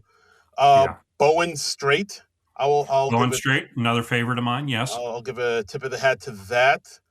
I like the one where I believe it was him and 80, and they were buying the bed together. Oh no, that's Rami Malek. That was Rami Malek. Wasn't Bowen the salesman in that though? Oh, he was, but that's more of a straight. That's more of a straight man thing. Oh, what? So Bowen can't be the straight man in a Oh, sketch? What are no. you saying, Darren? Oh no, Huh? I stepped. No. Oh boy. Look, that's seriously, that's part of what made him a great SNL cast member. He could be the straight man in a sketch. He could be the outrageous person in a sketch. You know what? You're right. I need to check my privilege. Yeah, you do. You really do, man. I'm the problem. I'm the problem. You are. I've said this for years. You've been saying that behind my back for years. I've been going on web forums and saying Darren's a problem. He's a real problem. He's a problem. So I'm looking through all the SNL Bowen Yang sketches. Oh, the one with him and Simu Liu, where they were like sort of competing against each other to be the first Asian to do this, the first Asian to do that. Oh yeah, I remember liking that one. Yeah, that was a really good one. There was one with the Hello Kitty store with him and Keke Palmer. I thought was Hmm. pretty funny. I mean, we've mentioned a couple times this podcast already, but the Sarah Lee one was very funny. Yes, yeah, Sarah Lee, absolutely. Yeah. Yeah, he was just like really fantastic. Like he kind of gave, I don't know, he really was like doing his own thing in the show. He kind of gave the Hmm. show a vibe and a flair that really wasn't there before. Yeah. I mean, from the last Ariana Grande episode, the charade sketch with my mom, where he was like fighting Ariana Grande and that they end up making out at the end of it. I'd have to see that one again, I think. It's a pretty great sketch. It's where like Ariana Grande, she even said like I was kind of doing an impression of my mom in that sketch, but it's like the mom was like a sore loser as they were playing charades and all these board Hmm. games. Okay. But yeah, it's good, great sketch, great sketch. But yeah, off the top of my head, those are my top five All right. or Good whatever I said. list. Good list. Yeah. Hmm. But enough about me. What did you guys think out there in TV land? What did you think about this episode? Let's. Wait. Should we cover the cut for time sketches? Oh shit! Yeah, let's do that. Because we did mention that we both like those more than a lot of what was in the show, so maybe we should cover those. Yeah, let's do that. What the fuck am I talking about? Yeah, let's do that. Cut Okay, for time yeah, sketch. we don't care about other people's opinions. No, More of our opinions. we'll tell you what your opinion is. That's right. You'll get your opinions when we slap them into you. Yeah. No, So I'm sorry, we'll get to them in about 5 minutes, but we won't slap them. We'll place them in with consent. we'll pace them gingerly in front of you. Yes, Yeah. exactly. So let's go with the espresso martini. Espresso martini. So yeah, this is a sort of a PSA. They're talking about a dangerous substance affecting women in their 20s, espresso martinis, that Mm-hmm. transform them into BMDs, bitches of mass destruction. And Jeez. we've got Ariana Grande, and she's next to Jeremy Colhane and Ben Marshall. Ben is like towering over them both. Yeah, I was like, I gotta see how tall Ben. I know Ben's tall, but I mean, but also right. Ariana Grande is She super is a short. tiny little thing, and So never more so than when she is standing next to Ben Marshall. I mean, my God. yeah, like he's got to be like Pete Davidson height, right? Something like it. He's got to be well over 6 feet. I was just like, for the first half of it, I was just like, whoa, the height discrepancy is way greater than I thought. Yeah. No, he's a lot of man. He's got a lot of height on him.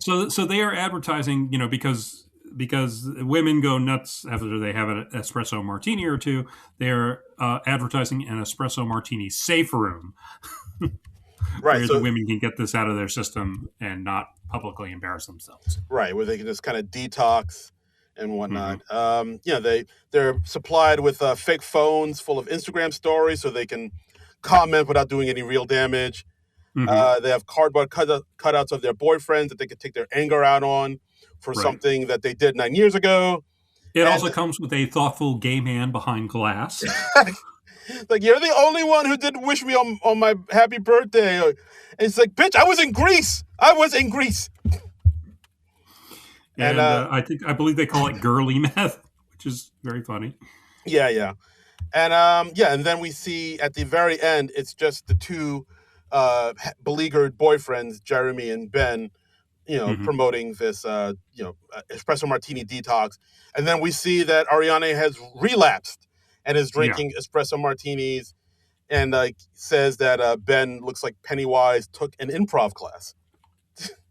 Terrific roast joke. It's a great Awesome joke. roast joke. Yeah, and the way and when she talks, it's like a child yelling at a skyscraper because like Yes. again, Ben is so tall He is so tall. and Ariana Yeah. is so short. This I thought it was funnier than anything in the show. I wish they could have found a place for it. Yes, and Yeah. according to what I'm seeing here, yeah, Ariana Grande is 5 feet tall. 5 feet even. My goodness. I'm seeing 5'1", but yeah, like that is so small.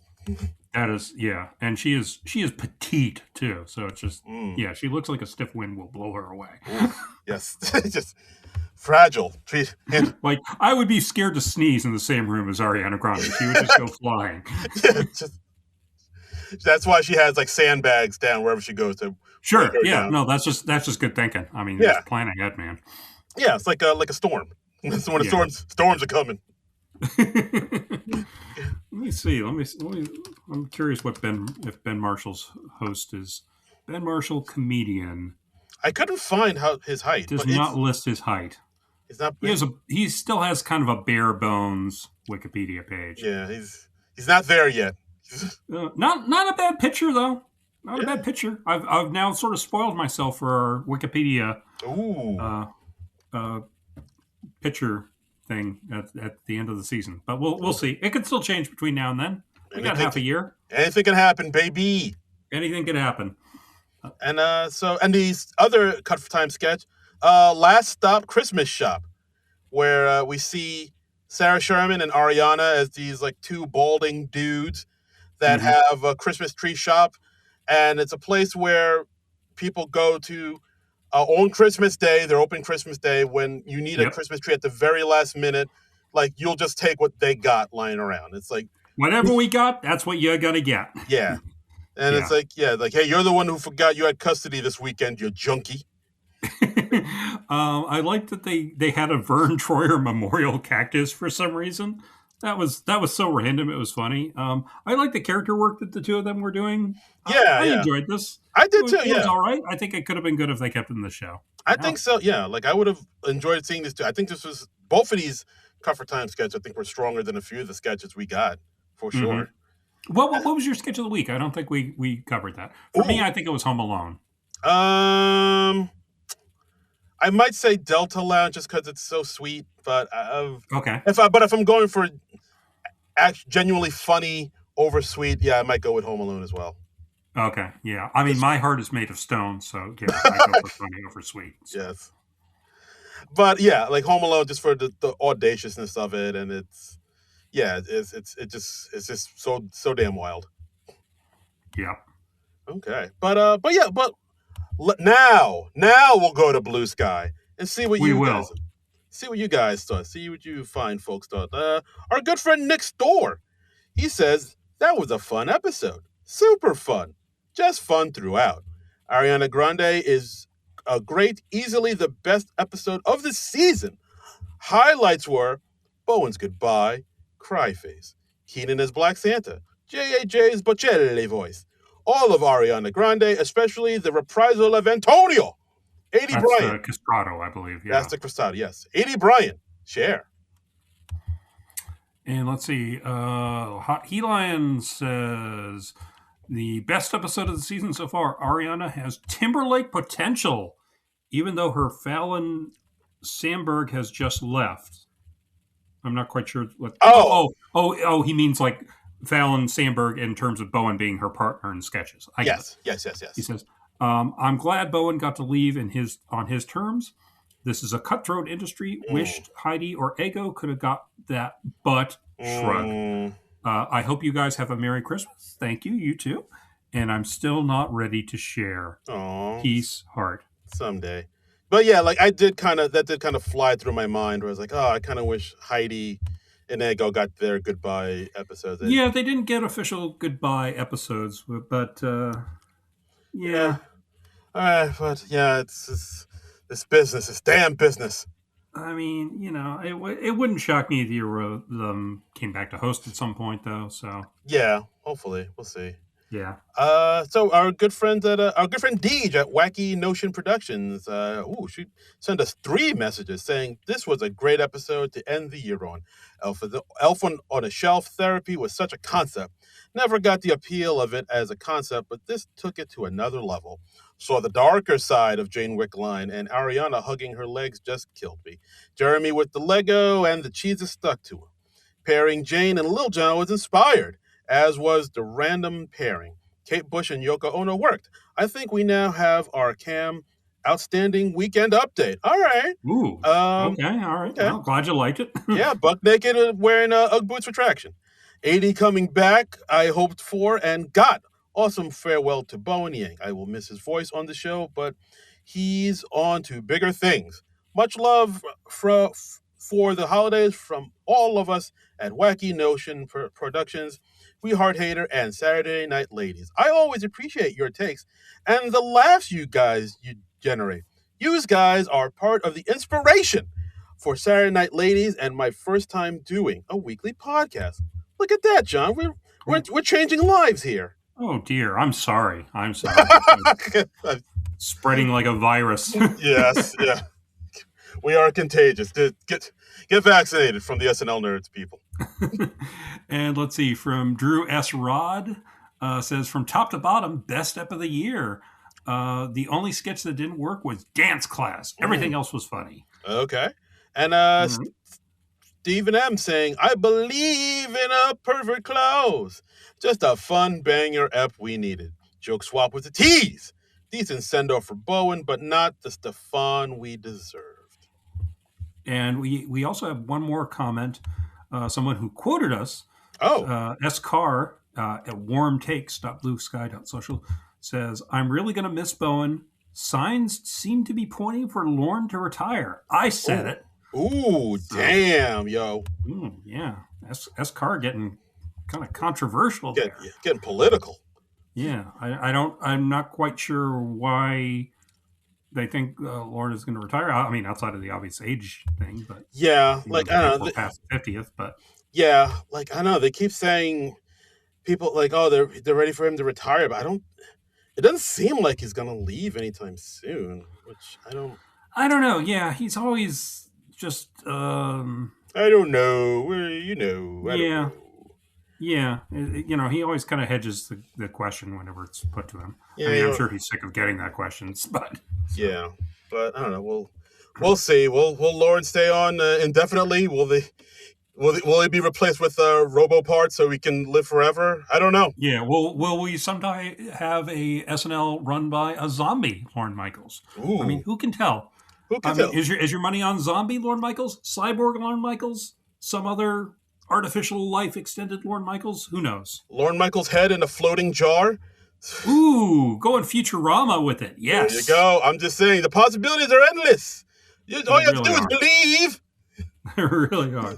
All right. Well, so I mean, that was a Christmas show. SNL's going to be off for the next few weeks until January 17th when it returns with Finn Wolfhard and who was the name of the musical guest? I'm blanking on it. ASAP Rocky. ASAP Rocky with a dollar sign for the S and Well, ASAP. So so you know he's badass. I do. Only Uh, badasses use dollar signs in their damn names. straight. But yeah, Finn Wolfhard, probably best known for Stranger Things. He was Right. Also also in the new Ghostbusters movies. yes, and he was also in that Saturday Night movie that we talked about, and so he was like That's true. Yeah, he played the page. played the page. Yeah. So yeah, so it'll be interesting to see what he brings to live sketch comedy. Yeah. All Uh-huh. right. We'll see what the kid's got. He probably See, isn't a kid anymore. He's probably like in his 30s or collecting Social Security. I Pro- don't know. grown ass man with sciatica problems. He is. He's somehow like past me, and now he's like in his 60s. I'm Finn Wolfhard, live from New York. I'm Vin Boulevard. How you doing? Live from New York. It's Saturday night. But well, I mean, so what are we going to do in the meantime, Darren? We got all these other shows to fill. We unlike these pansy SNL people, we don't take weeks off from this show, do we? Do Hell we? no. Hell no. No, Yeah. no, sir. Hell no, we won't go. Yeah. So final episode of the year for SNL nerds. We tried to Yeah. figure out what to do. We had something lined up, but then with the untimely passing of Mr. Rob Reiner, we thought it was Yeah. only fitting we pay a tribute to this great man. But the thing is, we covered a lot of the movies he already directed. He We, directed we're like we're yeah we're big Rob Reiner fans, so we have covered, and you can see these all on at non-productive.com or go to YouTube to the non-productive page and check them out. We've covered When Harry Met Sally. We've covered This is Spinal Tap. We've covered Spinal Tap 2, The End Continues, and what else did we do? When Harry Met Sally. Did I mention that one? you did Princess Bride, Princess Bride. That's the other one. Yes. right? So So we were trying to figure out how can we pay our respects to this titan, this legend. And then yeah. we realized, oh, there's this one thing that he directed where he talks to another comedic legend that has an Mhm. SNL connection. And so let's do that. So we're doing it. Final episode of 2025. We're talking all about Albert Brooks, Defending My Life, the HBO Max documentary.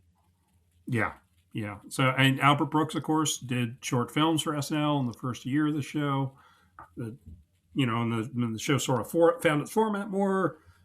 Albert Brooks kind of went away because he was off in L.A. Everybody else in New York, and yada yada yada. I'm sure they'll cover this in the doc. Yeah, for And sure. and he and Rob Reiner were like lifelong friends, like friends from like I think grade school on. Yeah, they're childhood friends. They've known each other forever. They knew each other Yeah, for forever. like 40 odd years. So And yeah, I'm really looking forward to seeing this. And Albert Brooks has also had such an incredible comedic career too. So it'll be interesting to delve into that. yeah, like I So mean, Albert Brooks, he's one of those guys who, I mean, I don't want to say he's not the mainstream doesn't know who he is, but definitely he's one of those guys where like comedians know him. Like if you're the really real ones know who he the is. real OGs know, like real That's comedy right. nerds, they know he's what a He's Hank genius is. Scorpio from The Simpsons. God damn it. Yeah, show some goddamn respect, you punk. He's in there with Holly Hunter and William Hurt in Broadcast News. Mm, Amazing film. Didn't you absolutely. say like a week or two ago you hadn't seen that? I no, actually I did see it, but it was so long ago I don't remember much of it. So maybe I'll give it. Worth revisiting. Broadcast News. Amazing movie. James L. Brooks. But Great stuff. yeah, but like as far as his stand-up comedy goes, which I feel like a lot of people don't know about, his stuff was really kind of Hmm. experimental and out there. Like Yeah. there's one clip in this in the trailer where they're interviewing David Letterman, and David Letterman said, I'd rather have Albert Brooks's career than my own. Wow. Wow. That's something else. So So yeah, really, really looking forward to seeing this and as a tribute to both Albert Brooks and to the late great Rob Reiner, who we love and miss very very much. So absolutely, absolutely. And so join us for that. Coming up soon, final episode of 2025. And that's our episode, guys. Thanks for listening to the podcast. As always, you can follow us on the Blue Skies at SNL Nerds. You can listen to this on the YouTubes, on our YouTube page, Non-Productive.com. Donate to our Patreon. Help us out, for Pete's sake. It's the holiday season. Look inside your heart. Yes, give Scrooge. give whatever amount you won't miss. Yes, it's Christmas Eve, Mr. Scrooge. Yeah, Give us it some. helps us keep things going. So Absolutely. And as always, you can follow me on all the socials at Dare Incredible, DARIN Incredible. you can follow me on all the socials at Trumbull Comic. That's TRUMBULL and the word comic. And did we mention the SNL Nerds Blue Sky page? Yeah, at Okay. at SNL Nerds. We're there, baby boy. At SNL Nerds. Yeah, so follow us there, comment there, and let us know what you think. And check out the Albert Brooks doc and let us know what you think about that. Mm-hmm. For sure. So we will be back next week with that. Join us for that, please. Have a wonderful, safe holiday season, and we will see you next week. But until then, nerds out. This has been a non-productive media presentation. Executive producer Frank Hablawi. This program and many others like it on the Non-Productive Network is distributed under a Creative Commons Attribution Non-Commercial No Derivatives license. Please share it, but ask before trying to change it or sell it. For more information, visit non-productive.com.